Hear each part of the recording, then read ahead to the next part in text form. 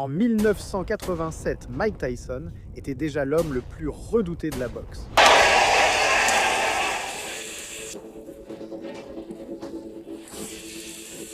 Champion du monde invaincu, inarrêtable.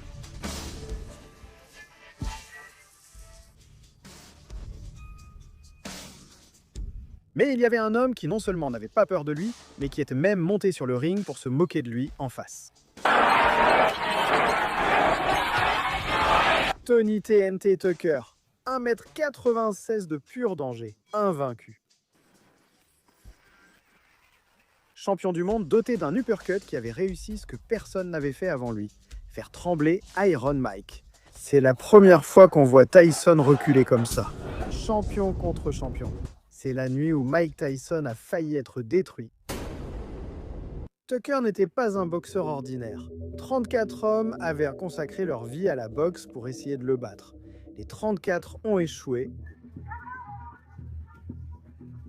Avec 29 de ses 34 victoires par KO, ce géant de 2,5 m se déplaçait avec l'élégance de Muhammad Ali et frappait avec la force d'une pelleteuse. Son arme favorite était un uppercut dévastateur, un cauchemar pour tout boxeur plus petit que lui. Et Tyson mesurait 1,78 m. Lors de ses 2 derniers combats avant Tyson, il avait détruit James Broad, le meilleur ami d'Iron Mike.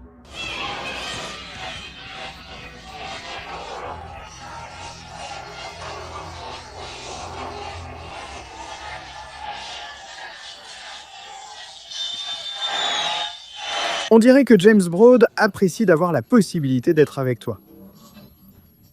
James Broad est l'un de mes meilleurs amis. Et ensuite, il a mis KO Buster Douglas au 10e round.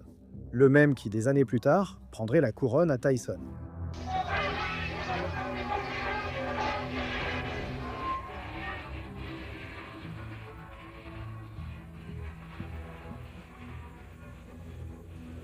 Vas-tu bientôt te battre contre Mike Tyson ? Oui, si c'est ce qui vient ensuite. Je veux unifier les titres. Avec ce palmarès, Tucker ne voulait qu'une seule chose, les 3 ceintures et la tête de Mike Tyson. 1er août 1987, Las Vegas, Hilton. Pour la première fois dans l'histoire de la boxe poids lourd, 2 champions invaincus partageaient le même ring. Tyson avait la WBA et la WBC. Tucker avait l'IBF. Le vainqueur remportait tout, Tyson était le favori. Mais ceux qui connaissaient Tucker savaient que c'était une grave erreur. Tony Tucker est un problème. Il a beaucoup d'expérience. Il sait se battre, contrairement à ce que beaucoup disent. Mais le battage médiatique favorise Mike. Et il pense que ce sera un combat facile. Il part du principe que Mike va gagner, comme si Tony Tucker n'était rien. Je pense qu'il sait se battre et que ce sera un grand combat. La cloche a sonné et Tyson est sorti chercher le KO dès la première seconde.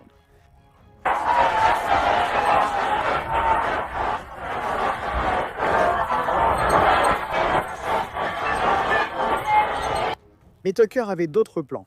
Et dans ce premier round, il s'est passé quelque chose qui a laissé le monde sans voix.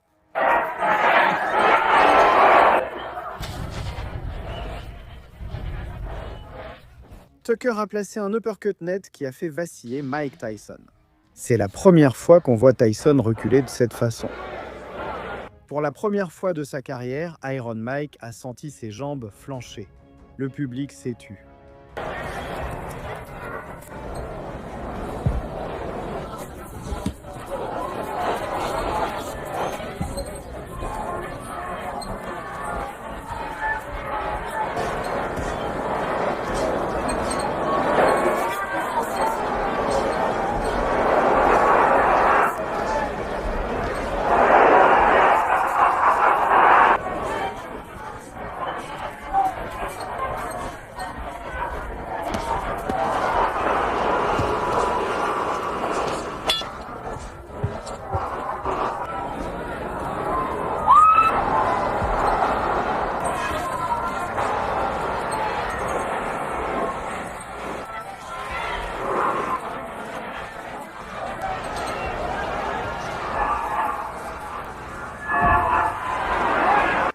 Tyson a fini le round en force, mais Tucker avait remporté cet assaut.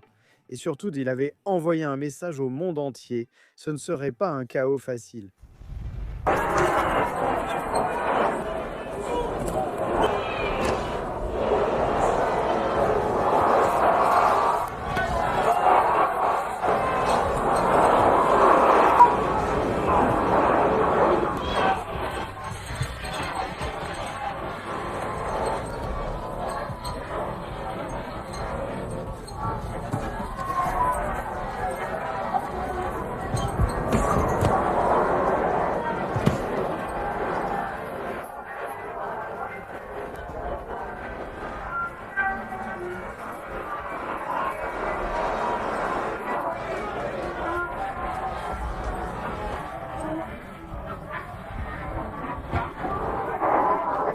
Tyson a changé de stratégie dès le 4e round, cessant de chercher le coup décisif pour travailler le corps. Ne cherche pas la tête, ne cherche pas le coup à la tête, va au corps. Il épuisait Tucker round après round, comme quelqu'un qui abat un arbre.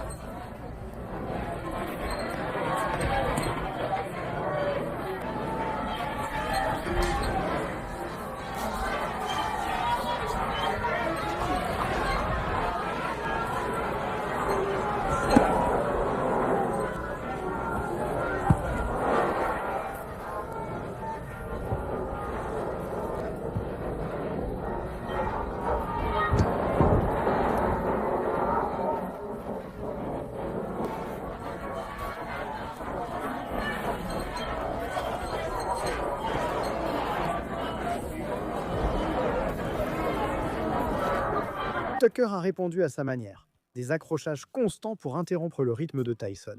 Des pitreries et de l'exhibitionnisme pour entrer dans sa tête.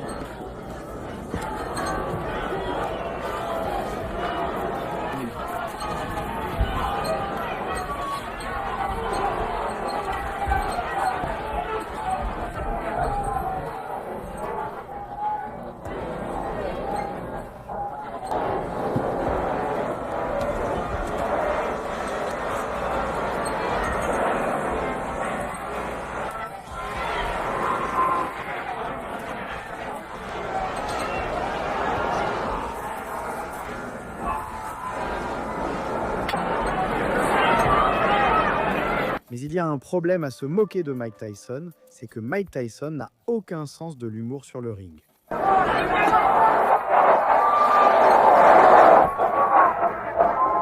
Au fil des rounds, Tyson a pris le contrôle. Son jab s'est devenu plus précis, ses mouvements plus intelligents et Tucker a commencé à payer le prix de chaque échange.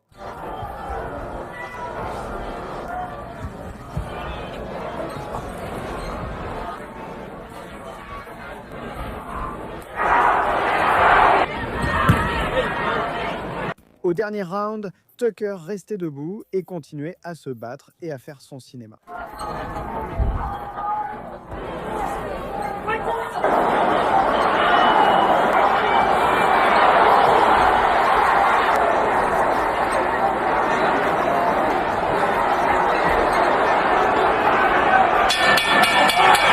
Mais les juges avaient déjà pris leur décision. Le vainqueur par décision unanime et champion du monde incontesté des poids lourds, Iron Mike Tyson. Par décision unanime, Tyson, champion incontesté du monde, 3 ceintures, un seul roi, mais Tyson ne serait pas satisfait. D'accord, Mike, champion incontesté des poids lourds. Es-tu satisfait de la façon dont tu as combattu ce soir? Pas vraiment. J'ai fait de mon mieux pour le frapper et il est très intimidant et dur. Était-il un meilleur combattant que tu ne le pensais? C'est difficile à dire parce qu'il se bat très vite. Il t'a fait reculer dès le premier round. Oui, il l'a fait. Il frappe fort. Tu n'avais jamais vu Tyson vaciller comme ça. Tu t'es battu bien mieux que ce que beaucoup de gens pensaient que tu étais capable de faire. Tu lui as fait très mal au début du premier round. Que s'est-il passé ensuite? Pourquoi n'as-tu pas pu enchaîner? Ce n'est pas un secret. Je me suis blessé à la main droite à l'entraînement. Et ça t'a été un problème après le deuxième round, quand je le frappais. Je pense quand même que j'ai été à la hauteur, je me suis bien déplacé. Mike Tyson est jeune, tout le monde est venu en s'attendant à ce qu'il gagne. Tout le monde pariait sur lui. Si ça avait été un combat plus serré, je pense qu'il lui aurait quand même donné la victoire. Je sais que j'ai gagné le combat, mais ça va. Le monde sait que Tony Tucker est là. Mais il y a un détail que Tucker a révélé des années plus tard. Il avait combattu toute la nuit avec la main droite cassée. Avec la main valide, disait Tucker, le chaos était inévitable. Peut-être avait-il raison, peut-être pas, mais ce qui est certain, c'est que cette nuit-là, Tony Tucker a montré au monde quelque chose que personne n'avait réussi avant. Qu'Iron Mike Tyson était humain.